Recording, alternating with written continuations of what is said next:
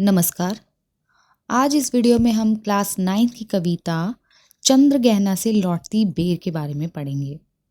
ये जो कविता है इसमें जो कवि है केदारनाथ अग्रवाल जी, वो प्रकृति के सौंदर्य को प्रकट कर रहे हैं अपनी कविता के माध्यम से। कवि चंद्र गहना नामक गांव से लौट रहा है और उसके पास प्रकृति को निहारने का पर्याप्त समय है। तो उसने प्रकृति में जो जो चीज़ों को महसूस किया, जो जो चीज़ें उसको पसंद आई, वो सभी चीज़ों का वर्णन कवि ने केदारनाथ अग्रवाल जी ने अपनी इस कविता चंद्र गहना से लौटती बेर में किया है। अब हम कविता की ओर बढ़ने से पहले सबसे पहले इस कविता के कवि केदारनाथ अग्रवाल जी के बारे में कुछ बातों को जान लेते हैं। केदारनाथ अग्रवाल जी का जन्म सन 1911 में उत्तर प्रदेश जिले में हुआ तथा सन 2000 में उनका देहांत हो गया। 3 प्रमुख रचनाएं हैं जिनके नाम है नींद के बादल, युग की गंगा, लोक तथा अलोक। इन तीनों रचनाओं का संकलन फूल नहीं रंग बोलते हैं में हुआ है। इसके अतिरिक्त उनके काव्य संग्रहों के नाम हैं आग का आईना, पंख और पतवार, हे मेरी तुम, मार प्यार की थापे, कहे केदार खरी खरी। उन्हें सोवियत लैंड नेहरू पुरस्कार तथा साहित्य अकादमी पुरस्कार से भी सम्मानित किया गया है।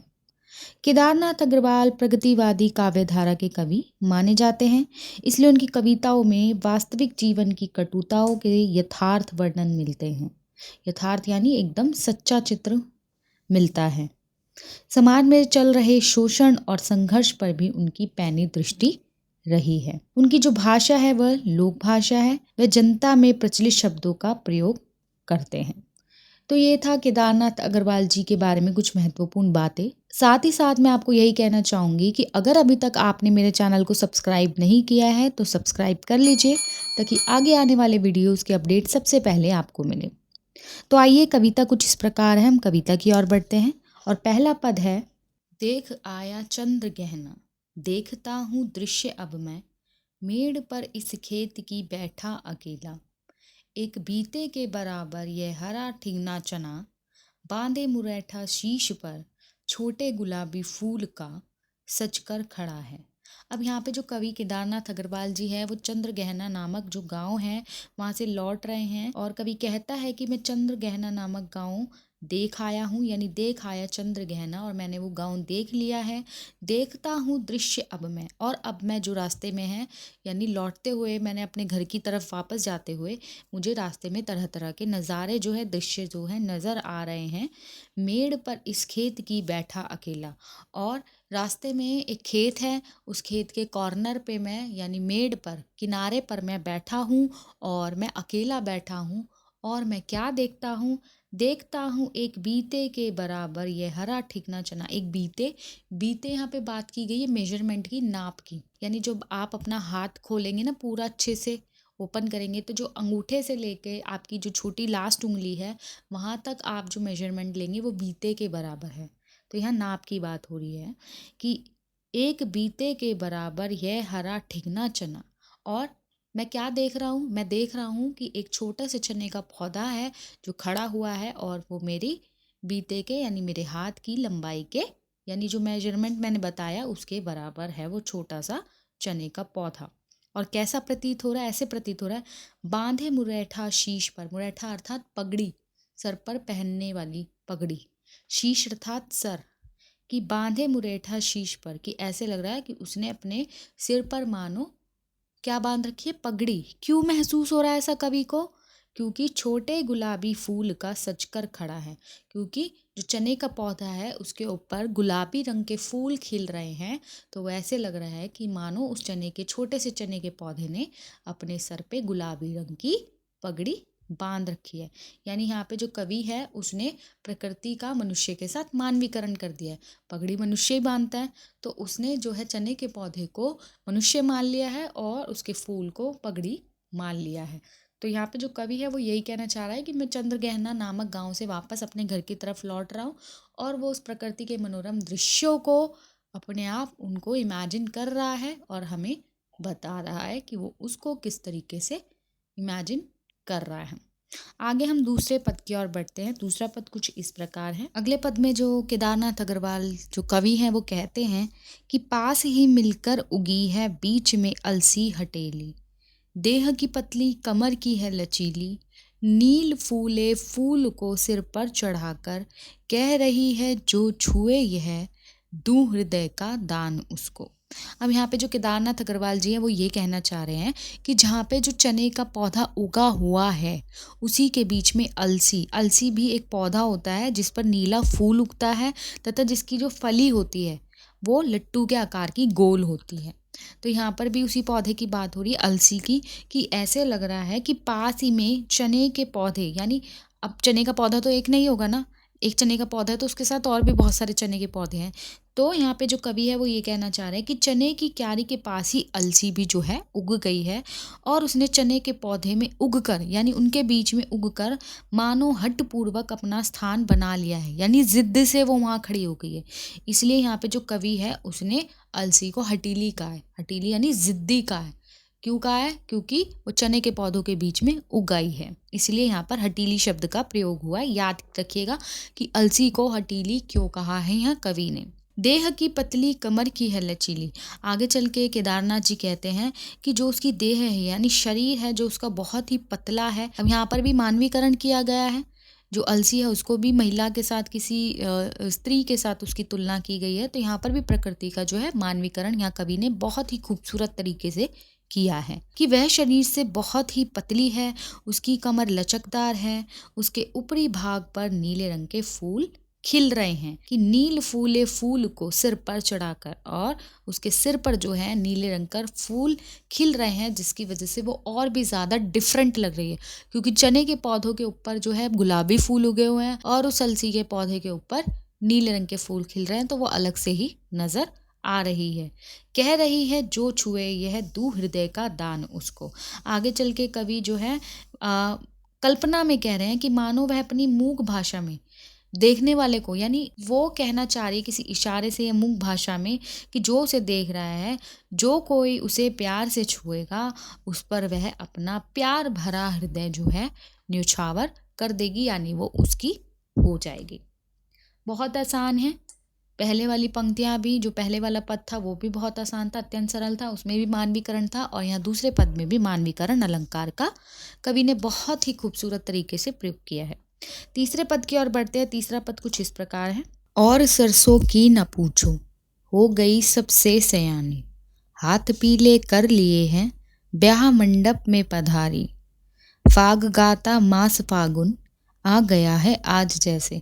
अब यहाँ पे जो है सरसों के पौधे की बात हो रही है। सरसों का पौधा जो होता है उसका जो फूल होते हैं वो पीले रंग के होते हैं, तो इसलिए यहाँ पर पीला रंग जो होता है शादी के साथ जुड़ा हुआ होता है, विवाह के साथ जुड़ा होता है। हल्दी वगैरह की रस्म जो होती है, पीले वस्त्र भी धारण किए जाते हैं कई अवसरों पर, तो यहाँ पर शादी के साथ इसको जोड़ लिया गया है और यहाँ सरसों की बात हो रही है।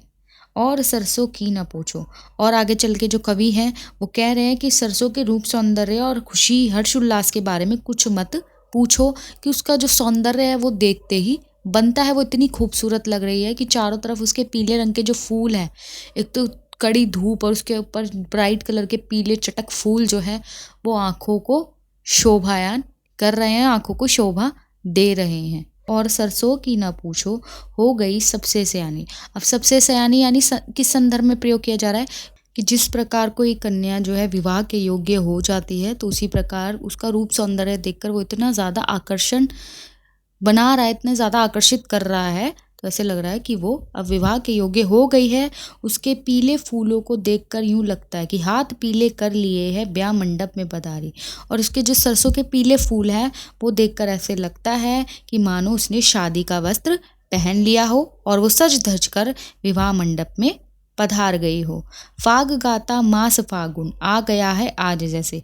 फाग उसको कहा जाता है, वो मौसम होता है जब होली के दिनों में गाए जाने वाले जो गीत होते हैं वो फाग के महीने में गाए जाते हैं। तो ऐसे लग रहा है कि इस खुशी के अवसर पर मानो फागुन का महीना स्वयं फाग के गीत गाता हुआ चला आ गया है, यानी इतनी ज़्यादा सुंदरता और आकर्षण और सौंदर्य को देखकर ऐसे लग रहा है कि जो वो मास है वो अभी आ गया और वो खुद जो है फाग के मौसम के जो गीत है वो गा रहा है। इस पद में भी कवि ने जो है मानवीकरण किया है मनुष्य के साथ प्रकृति का, तो ये भी बहुत सुंदर है। चौथे पद की ओर बढ़ते हैं। चौथा पद कुछ इस प्रकार है। देखता हूँ मैं स्वयंवर हो रहा है, प्रकृति का अनुराग अंचल हिल रहा है। इस विजन में दूर व्यापारिक नगर से प्रेम की प्रिय उपजाऊ भूमि अधिक है। यानी यहाँ पे जो कवि है वो यही कहना चाहता है कि वो प्रकृति जो है इतनी प्रसन्न है। स्वयंवर यहाँ पे बात की जा रही है कि विवाह की एक रीत, जो कन्या है वो अपने लिए स्वयं ही वर ढूंढती है अपनी इच्छा के अनुसार। तो ऐसा लग रहा है कि प्रकृति इतनी खुश है, मानो वो स्वयंवर के लिए तैयार खड़ी है, कि मानो वो चाहती है उसका स्वयंवर हो। यानी यहाँ पे भी मानवीकरण किया है। प्रकृति का अनुराग अंचल हिल रहा है, और जो प्रकृति है उसमें जो प्रेम है, प्रकृति का स्वाभाविक सौंदर्य है, वो ऐसे लग रहा है वो एक दूसरे के साथ अपने प्रेम को प्रकट कर रहा है। इस विजन में, विजन का मतलब होता है इसे सुनसान, कि आगे चल के जो केदारनाथ अग्रवाल जी है वो यही कहते हैं कि इस सुनसान प्रकृति में बैठकर मुझे ऐसा लग रहा है कि नगरों की चहल पहल, यानी दूर व्यापारिक नगर से प्रेम की प्रिय उपजाऊ भूमि अधिक है। और ऐसे लग रहा है कि शहर की जो चहल पहल है, भीड़ भाड़ है, जो शोरगुल है, उसमें पूर्ण जीवन कितना स्वार्थ से भरा है, प्रेम का कितना अभाव है। वहाँ न केवल सभी लोग स्वार्थ पे जीते हैं, सेल्फ अपने लिए ही जीते हैं, बल्कि वे अपने ही हृदय में छिपे प्रेम भाव को नहीं देख पाते हैं। और उसकी तुलना में तो ये जो एकांत धरती है, ये जो एकांत प्रकृति है, इसमें कितना सौंदर्य है कि हवा से हिलते ये पौधे मानो अपना अंचल, यानी अपना आंचल रूपी हाथ हिलाकर अपने हृदय का अनुराग प्रकट कर रहे हैं, कि प्रकृति का अनुराग अंचल हिल रहा है। और ऐसे लग रहा है ये जिनकी हवा से जो पेड़ पौधे हैं वो हिल रहे हैं, और ऐसे लग रहा है ये हाथ हिलाकर एक दूसरे को अपना प्यार दिखा रहे हैं, और हमारे मन को बरबस अपनी ओर खींच रहे हैं। और ऐसे लग रहा है कि हमारे मन को अपनी ओर खींच रहे हैं। कवि कहता है कि मैं सोचता हूँ कि व्यापारिक नगरों में, यानी शहरों में की तुलना में प्रकृति के वातावरण में मानव हृदय में सोए हुए प्रेम भाव जगाने की क्षमता अधिक है। यानी वहाँ के शोरगुल, प्यार, प्रेम जो है, इस चक्कर में जो है सब दूर होता चला जा रहा है, नष्ट होता चला जा रहा है। सब वहाँ इतने ज़्यादा बिजी लाइफ हो गई है कि वो एक दूसरे से प्यार को भूल गए हैं। लेकिन ये जो गांव की भूमि है, इसमें प्यार का जो उपजाऊपन है वो उससे कहीं ज़्यादा अधिक है। और पैरों के तले है एक पोखर। आगे चल के जो केदारनाथ अग्रवाल जी वो यही कह रहे हैं कि जहाँ पे वो जिस एकांत स्थान में बैठे हैं, उनके पैरों के नीचे की ओर पोखर, यानी एक तालाब है, उनके पैरों के नीचे की ओर एक तालाब है, उठ रही इसमें लहरियाँ, और हवा चल रही है, जिसकी वजह से ये जो पानी है, जो तालाब है, इसकी जो वायु के स्पर्श से इसमें लहरें जो हैं उठ रही हैं। नील तल में जो उगी है घास भूरी, ले रही वह भी लहरियाँ। नील तल में, और पानी जो है नीले रंग का है तालाब का, उसके तले में यानी पानी के अंदर भी जो है भूरे रंग की जो घास है वो उगी हुई है, और हवा के स्पर्श से जब पानी में लहरियाँ आ रही हैं तो उसमें भी ऐसे लग रहा है वो लहरें ले रहा है, वो भी लहरा रहा है। और वैसे पानी हिल रहा है तो पानी के अंदर की चीज़ भी ऐसे प्रतीत हो रही है कि वो हिल रही है, तो ऐसे लग रहा है वो भी लहरें ले रही हैं। एक चांदी का बड़ा सा गोल खंबा, चांदी का बड़ा सा गोल खंबा, यानी उस तालाब के पानी पर जब सूर्य की किरणें पड़ रही हैं तो वो एक गोल गोल आकृति बना रही है, और वो इतना ज़्यादा चमकदार है कि मानो उसने एक खंबा सा बना लिया है जो चांदी का है, और आँख को है चकमकाता। और जब वो उस गोल खंबे की तरफ, यानी उस सूरज की किरणों की तरफ जो पानी में पड़ रही है और उनकी तरफ जो कवि है वो देखता है, तो वो आँखों पर रोशनी डालता है, और जो कवि है उसको एकटक नहीं देख पाता, और उसकी आंखें जो है चकमका जाती है कई पत्थर किनारे पी रहे चुपचाप पानी, प्यास जाने कब बुझेगी। और ऐसे लग रहा है कि जो तालाब के किनारे बहुत सारे पत्थर पड़े हुए हैं, और वायु के स्पर्श से जो लहरियाँ आ रही है उस तालाब में, वो पानी उन पत्थरों को भी छू रहा है। तो कभी यहाँ मानवीकरण करते हुए कह रहा है कि ऐसे लग रहा है कि ये पत्थर पता नहीं कब से यहाँ पर पानी पी रहे हैं, और इनकी प्यास बुझ ही नहीं रही है, और पता नहीं कभी इनकी प्यास जो है इस पानी को पीने की कभी बुझेगी भी या नहीं। ये भी अत्यंत सरल था। आगे हम छठे पद की ओर बढ़ते हैं। वो भी, यानी ये कविता ही बहुत सरल है, इसमें मानवीकरण किया गया है ज़्यादातर जगह पर, और यहाँ प्रकृति की बात की जा रही है। तो बस आपको कुछ नहीं करना, उस टाइम पे जब आप इस कविता को पढ़ रहे हो, आपको प्रकृति के सौंदर्य में, उसके फीलिंग्स में आपको खो जाना है, और कुछ नहीं सोचना है। छठा पद हम पढ़ेंगे जो इस प्रकार है। चुप खड़ा बगुला डुबाए टांग जल में, देखते ही मीन चंचल ध्यान निद्रा त्यागता है। आगे चल के जो कवि है वो यही कह रहे हैं कि वो अब पोखर के किनारे बैठे हुए हैं, उस पोखर यानी उस तालाब के पास बैठे हैं और वहीं वो देखते हैं कि जो बगुला है वो उसी पोखर के किनारे में पानी में एक टांग से खड़ा हुआ ऐसे लगता है कि ध्यान निद्रा त्यागता है। ऐसे लगता है मानो ध्यान मग्न हो या निद्रा मग्न हो, परंतु जो ही वह जल में किसी मछली को कि देखते ही मीन चंचल यानी मछली, मीन यानी मछली, चंचल यानी चंचल मछली, बहुत फुर्ती से वो तैर रही है। और जैसे ही वो जल में उस मछली को वो देखता है तो जो वो उसने ड्रामा कर रहा है, क्योंकि अगर मछली को लगेगा कि वो सो रहा है या उसकी आंखें बंद है तो उसके आसपास ज़्यादा घूमेगी। और जैसे ही वो देखता है कि मछलियाँ मेरे आसपास है तो फटाफट आँख खोलता है और उस मछली को अपने मुंह में दबोच लेता है, उस पर झपट्टा मार लेता है और उसको खा जाता है। तो ये एक तरह का वो एक तरीके से हम कह सकते हैं एक्टिंग कर रहा है मछलियों को अपनी ओर आकर्षित करने के लिए, क्योंकि मछली को लगता है ये सो रहा है या इसकी आंखें बंद है तो ये हमें नहीं खाएगा।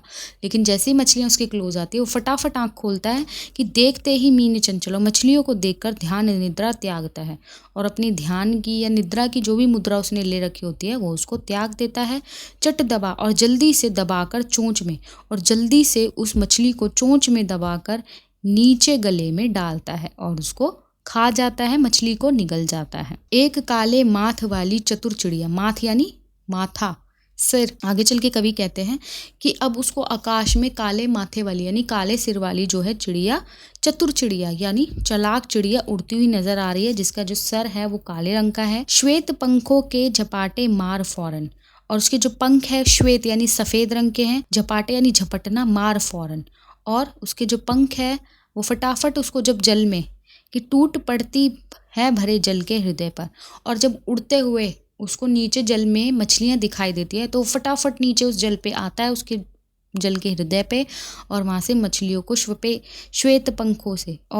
श्वेत पंखों से झपाटे मारकर तुरंत उस मछली को पकड़ लेता है। एक उजली चटुल मछली, जो उसको एक मछली उजली यानी जो एक मछली उसको दिखाई देती है चोंच पीली में दबाकर, और अपनी पीली रंग की चोंच में दबाकर दूर उड़ती है गगन में, और वो काले माथे वाली चिड़िया जो है दूर आकाश में उड़ जाती है और वहीं पर उस मछली को वो खा जाती है। यानी यहाँ पर भी प्रकृति की बात हो रही है। अब यहाँ पे मानवीकरण नहीं है, यहाँ जो पक्षी है पक्षियों के बारे में एज इट इज़ बताया है कि एक पक्षी क्या कर रहा है, वो ध्यान का नाटक कर रहा है जिससे मछली उसकी तो और आकर्षित हो रही है और वो उसको खा जाता है।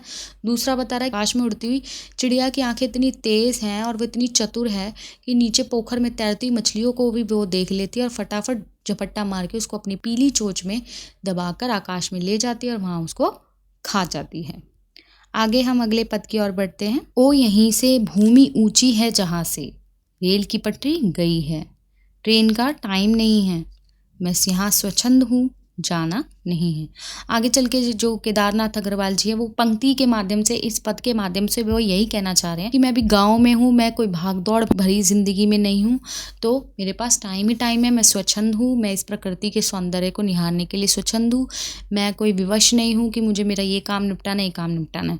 तो ओ यहीं से और इसी जगह से भूमि ऊंची है जहाँ से, कि कवि जहाँ पर बैठा है उसी के सामने जो है थोड़ी सी जो भूमि है वो ऊंची है और वहाँ से ट्रेन की जो पटरी है वो गई है, ट्रेन का टाइम नहीं है, और कवि को ये भी ज्ञात है कि अभी यहाँ से इस पटरी पे से किसी ट्रेन के जाने का कोई टाइम नहीं है, मैं यहाँ स्वच्छंद हूँ, और कवि यहाँ पे स्वच्छंद है, मैं जाना नहीं चाहता, और कवि यहाँ पे स्वच्छंद है प्रकृति के मनोरम दृश्य को एंजॉय करने के लिए, उसका मनोरंजन लेने के लिए, तो वो विवश नहीं है किसी काम को करने के लिए, वो कोई शहर की भागदौड़ बड़ी जिंदगी में नहीं खोया हुआ है कि वो उसके पास इतना भी टाइम नहीं है कि वो नेचर को महसूस कर सके। तो इन पंक्तियों का मतलब यहाँ पर यही है। आगे कभी फिर बढ़ता है और वो कहता है कि चित्रकूट की अनगढ़ चौड़ी कम ऊंची ऊंची पहाड़ियाँ दूर दिशाओं तक फैली है, और कभी कहता अनगढ़ यानी टेढ़ी मेढ़ी, कि कवि की आंखों के सामने चित्रकूट की टेढ़ी मेढ़ी उबड़ खाबड़ जो पहाड़ियाँ हैं वो बहुत दूर दूर तक यानी दूर दिशाओं तक फैली हुई हैं। ये पहाड़ियाँ कहीं ऊंची है तो कहीं नीची, बांझ भूमि पर और यहाँ की जो भूमि है वो उपजाऊ नहीं है, बंजर भूमि है, यानी यहाँ पे किसी प्रकार के पेड़ पौधे कुछ भी नहीं है। इधर उधर रीवा के पेड़ कांटेदार कुरूप खड़े हैं और इधर उधर कहीं दूर दूर तक भले ही कोई पेड़ पे नज़र चली जाए तो कांटेदार रीवा के पेड़, यानी जो कांटेदार पेड़ होते हैं, कैक्टस जिसे आप कह सकते हो, देखने में कुरूप पेड़ अवश्य है। कुरूप यानी देखने में जो डेंजर है, कि वो खतरनाक लग रहा है, कुरूप है, सौंदर्य आंखों को सुंदरता नहीं प्रदान कर रहे, कहीं छाया प्रदान नहीं कर रहे कि आप धूप से अगर परेशान हो तो आप उनकी छाया ले सको, जिनमें ना तो हरियाली है, ना बैठकर ताप मिटाने योग्य छाया है और ना ही देखने में मन को चैन पहुंचाने वाले हैं। यानी चित्रकूट की पहाड़ियों की, वहाँ की बंजर भूमि के बारे में अब कवि बता रहा है।